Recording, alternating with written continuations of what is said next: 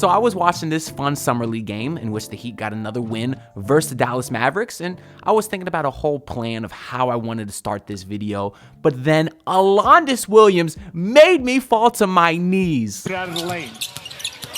Alondes Williams! Oh, goodness! Oh, the dunk of the summer! No, but seriously, Alondes Williams almost made my jaw hit the floor. Truly one of the most impressive dunks I've ever seen, and I'm saying that in a game where Kel'el Ware also posterized a 7'5" dude. Offensively here, and Ware caught a body, all 7'5" of sharp. But let's talk about this game, as of course it was another very, very exciting one as the Miami Heat Summer League All-Stars continue to do their thing.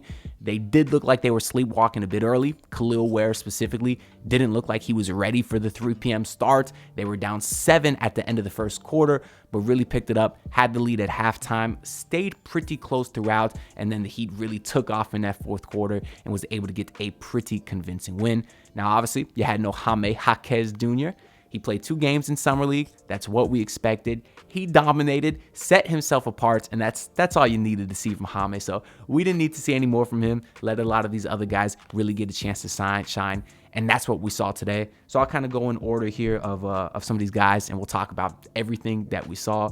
We'll start with Larson, who finished today with 13 points, 6 rebounds, 3 assists, shot 4 of 12. Now, continued theme for him in this Summer League, he really hasn't set himself apart, which is someone that you wanted to see do that because he was a draft pick. You know, he is who the Heat took at 44 in the draft. Well, technically they traded because they took Nikola Jurisic, but y'all know the story. So you want to see him set himself apart, and he really hasn't done that, at least not in the box score. The numbers haven't jumped out at you, and he'll make a couple of plays that are very nice in the actual games. But still, he doesn't look to be as NBA ready as a guy like Isaiah Stevens, for example, Kead Johnson, which is not something that I expected, because I think the whole reason the Heat took Kel'el Larson is because he was 23 years old. He looked like a guy that could contribute right now. And I do think that he can, but just maybe not as offensively as we had hoped. The shot's not really falling. He seems to be forcing too much. You saw there was a lot of inefficiencies there today. There was one specific shot I remember where he tried to force a floater with heavy coverage, airballed it, but luckily Kel'el Ware was there to clean it up like he did with everything today. But I do feel like Kel'el Larson is still forcing a lot. So outside of the scoring, though, he is doing a lot of nice things. I like what I seen from defense. It wasn't all perfect today. I saw him fall asleep a couple times, get beat back door, gave up a 4-point play because he ran out to his guy, didn't do those short choppy steps that we always heard Tony Fiorentino talk about. But he does make some nice plays as well. There was one where he stopped a transition fast break by forcing a jump ball, got all ball like that. And overall, I do feel like he stays in front of his man pretty well. He is a relatively athletic guy, and I do feel like we see some of that on the defensive end. So there's spots to look at that and be like, okay, he can, he is an NBA ready defender right now. As far as a playmaker, I feel like he's made some nice plays too. We saw another pick and lob to Kel'el Ware. That's where posterized the 7'5" dude, Jamarion Sharp, I think, just to give that guy some credit as well. Let the kid get some run in the NBA, and we'll kind of see what he can become. I'm not going to judge him based off of a few summer league games so far. What else do we got here? We'll move on to Kead Johnson, because that is really the only downside of today's game. Is now he played well, 9 points for him, hit a 3 today as well, was more efficient, 3 of 5 from him. We know last game he had missed a lot of bunnies and stuff, but he was great, defensively obviously as well, awesome as always. But he did get hurt late in that second half. Jumped up, landed wrong, sort of twisted an ankle. It didn't look great, but based off Kead's reaction, he wasn't out there screaming bloody murder or anything like that. And he did return to the bench later and was standing up, celebrating with his teammates. So I think that's a very, very positive sign. The next game is Friday. He probably won't play. I guess the Heat would like to win. If they do win, they'll advance to the playoffs of Summer League. But I don't know how much those guys care about it. The players probably do. The coaching staff and the rest of those guys, I don't know. As a fan, I'd like to see it, but still, obviously they put health above everything else. So being that it was a bad looking ankle sprain, Kead probably won't play Friday, but I don't think it's anything super, long term to be concerned about. But he did his thing out there. He had a nasty play where he intercepted a handoff You know how hard it is to intercept a handoff because the space in which you're passing the ball is less than a foot. But Kead was able to get his hand in there, get the steal, and then showed great footwork on the Euro dunk. Jumped off of 1 foot to dunk that ball too, which was super impressive because that athleticism never ceases to amaze me, and he continues to be one of the most impressive players for the Heat in the Summer League. Moving on, we'll talk about Josh Christopher a little bit. I posted a full breakdown on him yesterday. Was hoping he'd go off again, so more people would be searching him up and they could watch that video of mine, but that didn't exactly happen. If you didn't see my Josh Christopher breakdown, go check it out though. It's the last video. But anyways, he finished today with 9 points, did get you 4 steals, and I talked a lot in that video how great his defense was, so we did see that today. And that's the sign of a player who I think is ready to play now in the NBA. If your shot's not falling, but you could still contribute on the defensive end and find a way to give a positive impact, that's a great sign. And that's what we saw from Christopher today. Although he only shot 3 of 13, it was clear that the Mavericks had a game plan to not let him get hot. He didn't really get many clean looks today, and hence the bad shooting performance for him. But he's a streaky shooter, went off the last couple games. I guess this is kind of to be expected for him. Did have another nice pass to Kel'el Ware also. There was a lob for him there. So everyone was feeding Kel'el Ware today. It's nice to get a 7-footer on your roster. But we'll talk about Ware a little bit later when we round out the starting lineup. Because next I want to talk about Isaiah Stevens. 12 points, 4 rebounds, 8 assists, 1 steal for your boy. Something light. Who Isaiah Stevens, I guess outside of Kel'el Ware and Kead Johnson, maybe tied with them, he is really becoming a Heat fan favorite with regards to the Summer League because he is an exceptional facilitator. The diming display that he showed today was truly incredible. Had this one bounce pass to Josh Christopher. He got the ball immediately and started pushing pace, dribbling down the court with his left hand, because it was the left side of the court, as you should. But then as he saw Josh Christopher cutting back door, he got the ball to his right hand quickly to get a good passing angle. Quick bounce pass to a perfectly accurate Josh Christopher cutting back door who was able to get the finish. All kinds of great playmaking all day. Getting the ball, quick swing passes to guys in the corner. He hit Kead Johnson on that 3 earlier. So he's making all types of plays, all types of reads, and is obviously the best player, the best point guard on this Heat Summer League team. Because, we could talk about Zion Pulling again. He had 2 points, 2 rebounds, 2 assists. All we've been saying about Zion Pulling all Summer League is he's been solid, not making mistakes.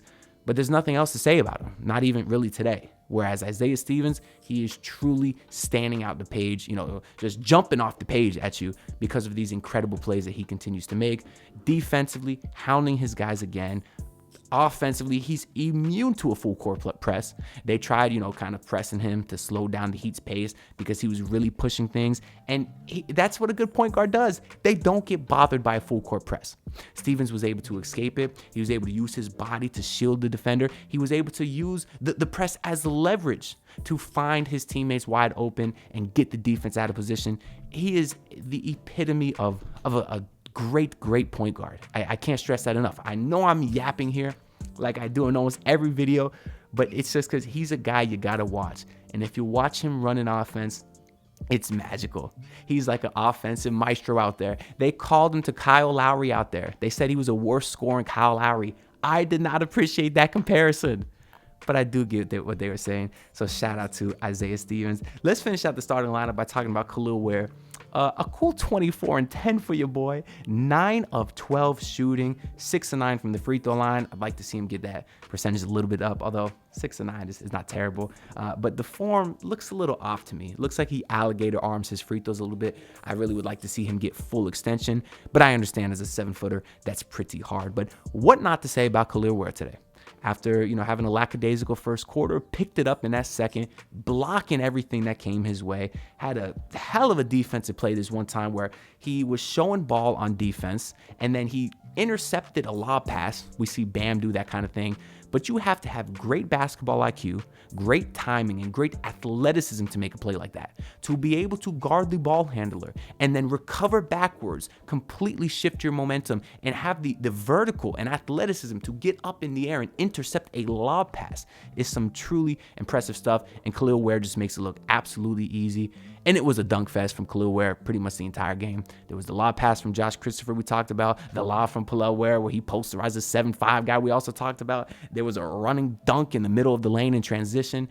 He really just looks physically dominant out there. They cannot stop him. They have to foul him. He's getting the ball, doing a couple drop steps, just physically turning his shoulder into the paint, finishing layups with great touch because he's getting fouled and he doesn't need the backboard. He's not clanking it off the rim. He has just the right amount of soft finesse power to finish on the rim, and that is a very good skill to have as well. And as a Heat fan who's had a team that hasn't had size, true athletic size in forever, oh, this is a breath of fresh air.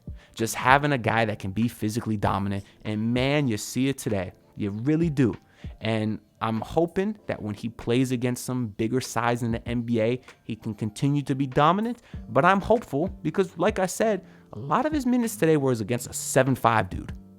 Now, I know in the rest of Summer League, there's not a lot of 7-footers running around, but I still feel like there's a lot of young athletic size in the Summer League. And for Kel'el Ware to stand out physically and athletically, that is an incredible sign of things to come for him. Moving on, just to talk about the bench a little bit. Cole Swider, 9 points, 60% from three. Nice to see him get back to his averages, right? The 60% from three after struggling last game. But he does look like he's just way too one-dimensional to make this Heat roster. So although he's one of the best shooters I've personally seen, there's not much else out there. Alondes Williams, who we started talking this video about, I was starting to, while I'm watching these games, I'm like, yeah, okay, Alondes is a guy that could get hot, great handle, great scorer. There's not a spot for him on this team. It's like guys like Isaiah Stevens are just so much more fun to watch out there. And those are the guys that's going to get the spot, right? The next two-way spot if the Heat cut Drew Smith or whatever. But then Alondes continues to show out. Has some nice passes, same to Kel'el Ware, like everyone else, had that dunk. And he looks like a special scorer, at least in comparison to these other Summer League guys. He looks like he is on a level than these other guys. And I do wonder if Alondes was on a different team where he could really get some more PT, if he could be a guy, that at least in the Summer League could score 20-plus minutes a night efficiently. Because he hit some threes today. We know he can get inside. We know he's athletic as hell. He's a very talented scorer. It's just unfortunate. I don't think the fit with the Heat is great because even on the main team, he'd have to compete with minutes for guys like Terry Rozier, Tyler Hero, Duncan Robinson. And I'm just not sure that there's a spot for him on the team. But I think that's pretty much all I got to say for this video here. Continues to be a super fun and exciting team. So I'm really looking forward to the next game, Friday at 9 p.m. versus the Toronto Raptors. I will be back in Fort Lauderdale again. I'll be hooping. Y'all know that indoor gym we rent out. We're renting it out from 8 to 10. So I'll rewatch the game from the beginning, and I'll get y'all a post game if I'm able to do it in a relatively timely matter for y'all. But make sure to like the video and subscribe because I do greatly appreciate all the support. Let me know y'all thoughts on the Summer League team down below, and I'll see y'all for the next video. Peace out. Look, pull up in your city tryna get that dead face. Do it on my own, I don't need no dead weight. Had to kill him off, yeah, I need a head space. You know this homegrown bitch don't offend me.